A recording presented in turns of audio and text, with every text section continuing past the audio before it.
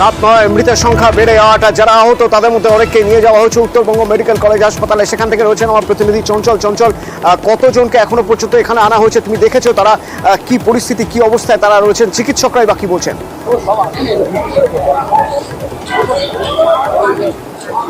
দেখো, হাসপাতাল সূত্রে যেটা এখনো পর্যন্ত জানা যাচ্ছে যে 8 জনের মৃত্যু হয়েছে এবং এমনটা কিন্তু জানাচ্ছে হাসপাতাল সূত্রে। তবে তোমাকে জানিয়ে রাখি যে এখানে কিন্তু যে মৃত্যুর সংখ্যা কিন্তু বাড়তে পারে এমনটা কিন্তু হাসপাতাল সূত্রে জানা যাচ্ছে। এবং পাশাপাশি আরো কথা বলে রাখি যে এখানে যে আহতরা রয়েছে, আহতদের কিন্তু অবস্থা কিন্তু আশঙ্কাজনক রয়েছে। প্রত্যেকের চিকিৎসার ব্যবস্থা করা হয়েছে হাসপাতালের তরফ থেকে। এবং এর জেরে কিন্তু একটা যে আতঙ্ক যে ছড়িয়েছে, সেই আতঙ্ক কিন্তু হাসপাতাল চত্বরে নজর আসতেছে। এবং পাশাপাশি যে খবর পেয়ে কিন্তু রোগীর যে পরিজনেরা তারাও কিন্তু ছুটে আসছে হাসপাতাল চত্বরে।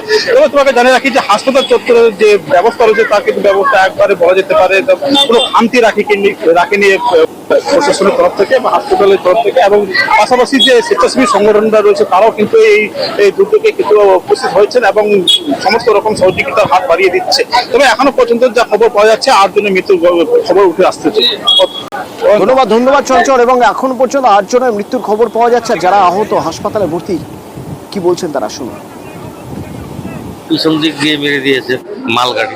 আমরা পিছনের 2 নম্বর আতঙ্ক তো হবে। যেরকম আসছে সেরকম আমরা ঢোকাচ্ছি ভেতরে। বাকি ডাক্তারবাবুরা আছেন, ওনারা বাকি ট্রিটমেন্ট করছেন। আমাদের তরফ থেকে যেরকম ল অ্যান্ড অর্ডার পারপাসে ক্রাউড ম্যানেজমেন্টের জন্য যে ব্যবস্থা নেয় সেগুলো নেওয়া হয়েছে।